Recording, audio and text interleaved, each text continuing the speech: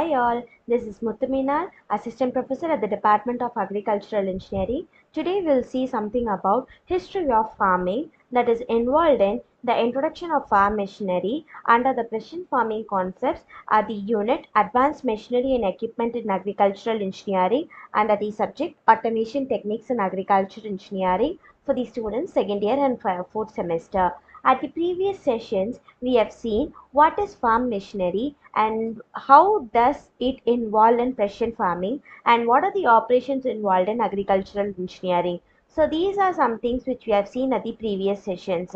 As a glimpse of the previous sessions, I'd like to go through the operations involved in agricultural engineering, that is handling of residues, tillage, fertilizer, and the next one is seeding, next is planting and transplanting, and the cultivation methods, pest control, harvesting, transportation, storage, pre-marketing and processing, drainage under the irrigation and erosion control, water resources control, and livestock production. These are the operations involved in farming, and until which we have seen and how these operations work and what is the process involved in these kinds of operations and what could be done under precision farming. These are the things which we have seen at the previous session. Today we'll see something about history, how the farming has been evolved. In the early 19th centuries, the chief source of power in farming were animals, and later in the century we have been trying to use the steam power gained steam power engines, and during World War One we were trying to utilize petrol powered tractors, and also diesel engines has been prevalent later.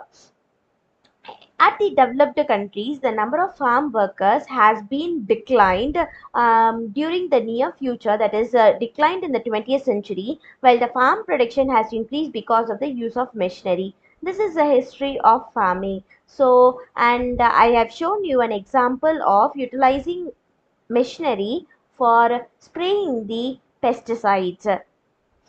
And the next picture shows you the spraying of fertilizers, and also how this has been utilized with the help of steam power. The role of farm machinery. We have said that the machineries have been come in prevailing after the usage of uh, manual labors has been declined rigorously. There was no other way for us to increase the crop yield and produce a very good yield. For this instance, the machineries came into existence where it is not dependent upon manual labor. So these kinds of carefully chosen machinery will only allow the crops to be grown and harvested with minimum to no soil disturbance, and it also ensures that there is no soil surface remains protected by an organic cover, and the crop rotations to enhance soil length and conserve crop nutrients. This means that when the soil has been disturbed while we are doing or while we are harvesting manually, what we'll do, will create a hole using a hand implement machine, and it will create a bigger hole, and it will erode the top layer of the surface, which is enriched with nutrient. When I'm replacing them with a machinery, what happens here in the sense, there is no disturbance at the soil surface, which results in maintenance of soil surface um, with the protected organic cover. And also, in order to maintain the efficiency of the crop yield and the quality of the crop produced, each and every field will be rotated with the several crops to enhance its soil strength and conserve the crop nutrients. This method is specifically set to as crop rotation. The type and the size of the machinery made available to the farmers were also crucial. And this is the imaginary of a machinery that has been available for the farmers. Why the farm missionaries are important? Sustainable agricultural mechanization will only contribute to the development of value chain and food system as it has the potential to render post-harvest processing and marketing activities, and this makes the functions more efficient, effective and environmental friendly. This is why it is really important.